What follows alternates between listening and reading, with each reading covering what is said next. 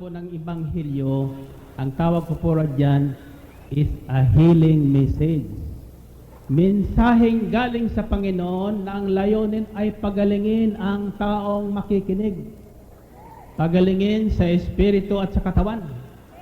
Sapagkat iyan ang pinarito dito ng Panginoon ayon sa Lucas Kabanatang 4, sa unang magpahayag ng Panginoon ang wika niya, "The Spirit of the Lord is upon me to heal the sick and set the captives free." Ang Espiritu ng Panginoon, wika niya, ay sumasa akin upang pagalingin ang mga may sakit, madilatin ang mga bulag, palakarin ang mga pilay, wika niya, at palayain ang mga bihag ng katamaran. Liwanag, sandas ng buhay. Ako ang ilaw ng sanlibutan. Ang sumusunod sa akin ay magkakaroon ng ilaw na nagbibigay buhay at di nalalakad sa kadiliman. Mula, kinakayat na ang hawak na tunay na kasaysayan na pinadadala ng ating mga tagapakinig. Mga kalasan, kung paano nila natagpuan ang tunay na liwanag sa landas ng buhay. At ngayon, narito ang isang liham kasaysayang padala ng isa nating tagapakinig. Hana, kung paulit-ulit ang sakit na nararamdaman mo, dapat magpatingin ka na sa doktor. Pagagalingin ako ni El Shaddai. Sabi mo noon, instrumento rin ng Diyos ang mga doktor. Ano namang masama kung magpatingin ka sa kanila? Nitoy. Pinsan, concern lang ako sa'yo. Kung paulit-ulit yung nararamdaman mo, baka bukod sa langis at tubig na sinasabi mong nababasbasan doon sa gawain, kailangan mo na rin ang tulong ng isang... Heto ang result ng mga ginawang examination sa'yo. May bukol sa kaliwa mong dibdib at kailangang operahin. Yun pong dahilan ng pagkirot ng dibdib ko? Oo. At pagkatapos ng operasyon, saka natin gagawin ang biopsy. Biopsy po? Para saan? Para malaman natin kung cancerous ang bukol o hindi. Ganun po kalubhang kalagayan ko? Gagawin namin ang lahat para ka matulungan, Hana. Nagagamot na ang cancer kapag na-detect ng maaga. Doktora, Ang kailangan nating unahin ay schedule na agad ang operasyon. May bibigay akong konting halaga. Pero humingi ka rin ng tulong sa iba pa nating kamag-anak. Hindi ko masasagot ng buo ang operasyon. Alam mo namang may pamilya na rin ako, Hana. Oo, Kuya Rico, naiintindihan ko. Bumalik ka dito bukas sa opisina. Siguro naman, marirelease ng inutang ko sa accounting department namin. Salamat, Kuya Rico. Ibabalik sa'yo ni Yahweh ang ibibigay mong tulong. Hindi ba delikado yan, Ate Hana? Oo, Nitoy. Pero sa tulong ni El Shaddai, alam kong darating ang perang kailangan ko para matapos ko ang treatment na ipinayo ng doktor. Kaya ka pala na-operahan? Inalis ang bukol. Katunayan, may mga pagkakataong kumikirot pa rin ang lugar na inoperahan. Bakit nagkaganon? Saan mo raw nakuha yung sakit mo? Hindi ko rin alam, Nitoy. Ang sabi ng doktora, minsan namamana. Pero wala akong matandaan na sino man sa pamilya natin na nagkaroon ng cancer. Oo nga. Wala rin akong maalala na may namatay sa sakit na yan. Pero may namatay pero hindi sa cancer. Ate Hana, huwag kang magagalit ha. Bakit, Nitoy? Binigyan ka ba ng taning? Ang ibig kong sabihin... Alam kong ibig mong sabihin, Nitoy. Pero walang sinabi si doktora na taning na sa buhay ko. Kapag nakumpleto raw ang treatment na kailangan ko, mapipigil na raw ang pagdami ng cancer cells at makakabalik ako sa dati kong buhay. Ate Hana... At inaangking ko, Nitoy, in Jesus' name, gagaling ako. Hindi ako Sa exam na ginawa sa'yo, may nakitang bukol sa matres. Sa matres naman po? Oo, at kailangang operahan din ito. Operasyon na naman? Doktora, nakapagpa-opera lamang ako last year. dahil sa tulong ng kapatid ko at ilang kamag-anak. Sikapin mong makahanap muli ng sponsor o tutulong sa'yo. Importanteng matanggal ang bukol para mapabiopsy natin, Hana. Hayaan niyo po, Doktora. Babalik ako para ipaalam sa inyo ang desisyon ko.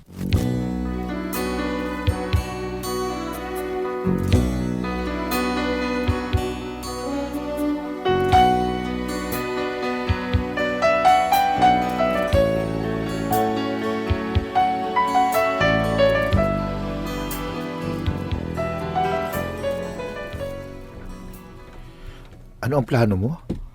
Malapit na ang Walk of Faith. Sasama akong maglakad, kasabay ng marami pang prayer partners. Ate Hana, paano yung problema mo? Kasabay ng paglalakad nito'y, hihilingin ko kay El Shaddai na mawala ang bukol sa matres, na sa pagkakataong ito, siya ang magpagaling sa akin, siya ang umopera sa bukol.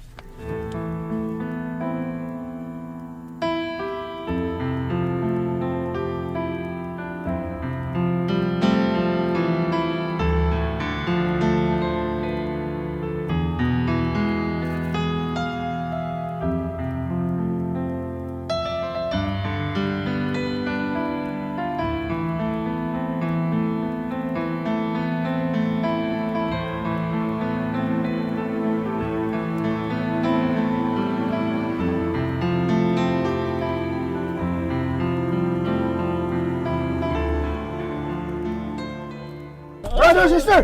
Ay, Ate Hana, ang daming tao rito ah. Sabi ko sa'yo nito'y maraming sasama kay Brother Mike. Ganun ba?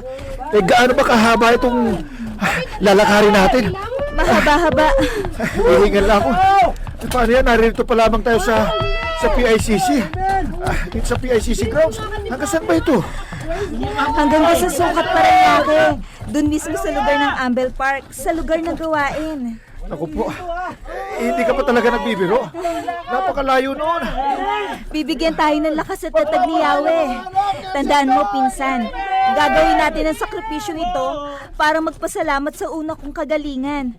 At pangalawa, para mawala rin ang nakitang bukol sa aking matres. Basta, sinabi mo yan, ate. Amen. Amen. Sabihin mo na lang nito'y amen. Amen. Tawag ko po dyan is a healing message. Mensaheng galing sa Panginoon na ang layunin ay pagalingin ang taong makikinig. Pagalingin sa espiritu at sa katawan. Sapagkat iyan ang pinarito dito ng Kristo ayon sa Lucas Kabanatang 4 sa unang magpahayag ng Kristo ang wika niya, "The Spirit of the Lord is upon me to heal the sick and set the captives free." Ang Espiritu ng Panginoon, wika niya, ay sumasa akin upang pagalingin ang mga may sakit, madilatin ang mga bulag, palakarin ang mga pilay, wika niya, at palayain ang mga bihag ng katamaran. Kapag ikaw ay pinagaling ng Panginoon, ang unang layunin niyan ay akayin ka sa pagbabalik loob sa Kanya. Kapag kayo ay pinagpala ng Diyos, pinadama sa Kanyang kagandahang loob, ang unang layunin ay akayin ang tao sa pagbabalik loob. If you experience a miracle in your life, and God will perform a miracle in your life, the purpose of that, basic purpose is to lead you to repentance. Akayin ka sa pagbabalik loob. Kaya ngayong gabi, lahat nagagaling. At ngayon, magaling na. Kailangan magbalik loob sa Diyos.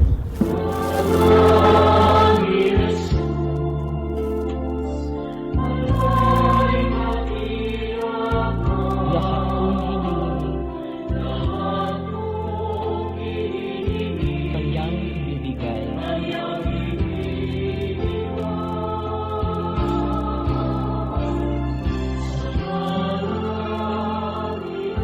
Ako'y manananas.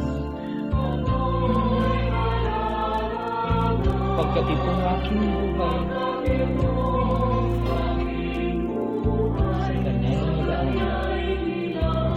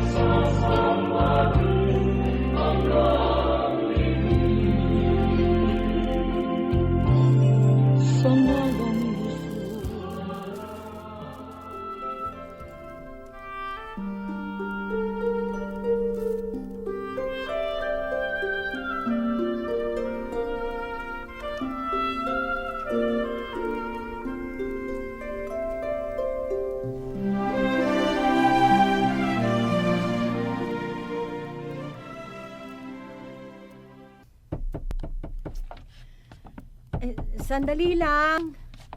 Sino kayang bisita namin? Ate Luz, kamusta na kayo? Hana, napadalaw ka. Nasa inyo bang Kuya Rico mo?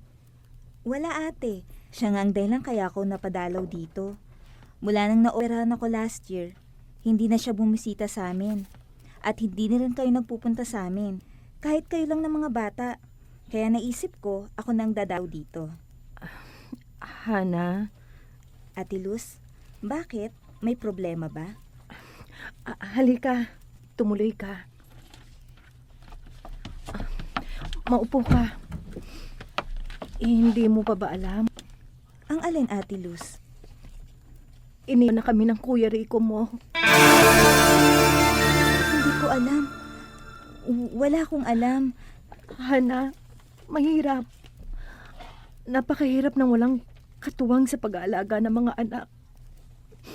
Tulad ngayon, may sakit ang bunso ko.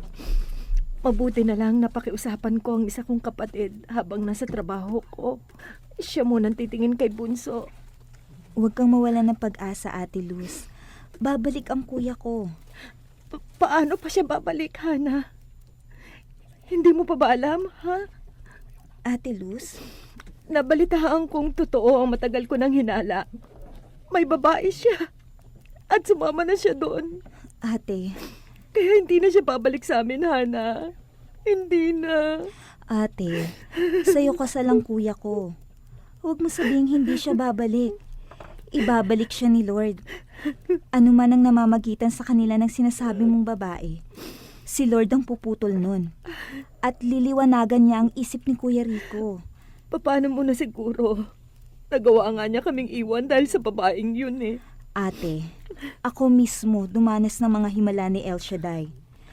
Katunayan, kaya ako narito para ibalita sana kay Kuya na gumaling ako sa ikalawang pagkakataon.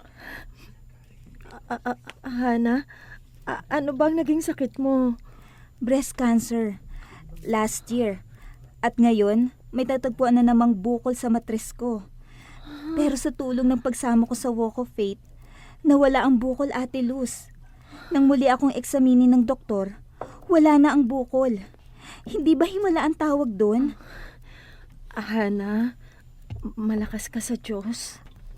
At naniniwala akong kung magkakaisa tayo sa panalangin, ibabalik niya si Kuya Rico sa piling mo. Sana nga, Hana. Alisin mo na ang sana, Ate Luz. Babalik si Kuya. Ang kinin natin ng sandaling ito. Dahil 1 + 1 = 3. Kasama natin ang Diyos. Siya ang gagawa ng paraan. Huwag ka nang umiyak, Ate Luz. Kakampi natin si El Shaddai.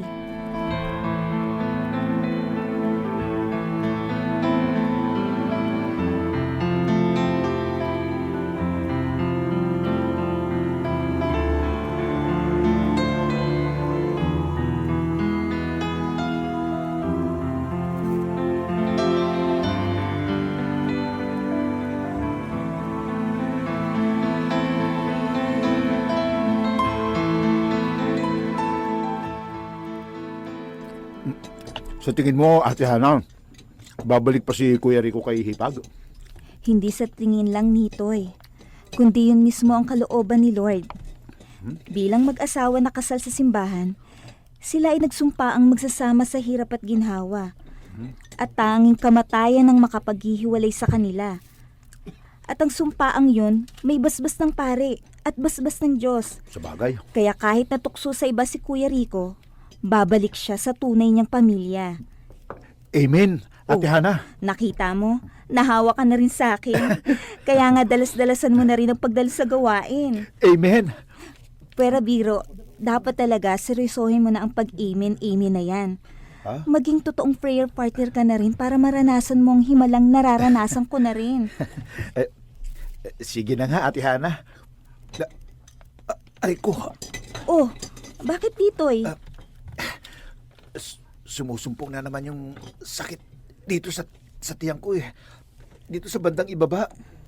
Parang sa likod ng balakang. Aray ko, hindi ko nga maintindihan eh. Ilang araw na ito, Ate Hana.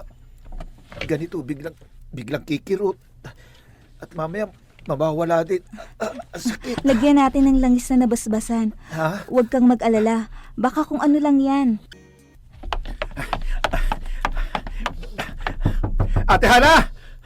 Ate Hana! Ate, gising! Ate! Ate Hana! Ate! Nitoy? Anong nangyari? Parang excited ka. Ate! Talaga naghihimala si Elsia, tay! Ano ang nangyari? Alam mo ba, pag-ihi ko ngayong umaga, may sumamang maliliit na parang bato. Sobrang liliit. At pagkatapos, ito, guminhawa ang pakiramdam ko. Nawala na rin yung kumikirot sa tagiliran ko, ate. Hallelujah! Pinagaling ka na ni El Shaddai. Salamat, Ate Hana. Kay El Shaddai ka magpasalamat. At dapat nito'y magpatotoo. Naku, salamat talaga at nakasakay agad ako ng tricycle. Aba. Naku, salamat na lang nakasakay agad ako ng tricycle. Aba, sino ba yung naglalakad na yun? Parang sina Ate Luz at Kuya Rico. Patungo sa amin. Para mama, ihinto mo ang tricycle. Kuya Rico, Ate Luz! Talagang sa inyo kami pupunta. Ate, magkasama kayo ni Kuya. Ibig bang sabihin, Umuwi ako nung isang linggo pa. At nasabi sa akin ni Luz ang napag-usapan ninyo. Hana, totoo ngang may himala. naku, purihin ng Diyos. Doon tayo sa bahay. Doon niyo ikwento sa amin ang lahat. Matutuwa ang pinsan nating si Nitoy at iba pa nating kamag-anak na kasama namin sa bahay. Pero wala nang pinakamasaya sa pagbabalik ng Kuya Rico mo, kundi ang aming mga anak. Ang buhay na patotoo ng kabutihan sa atin ng ating dakilang El Shaddai dito sa Liwanag sa Landas ng Buhay.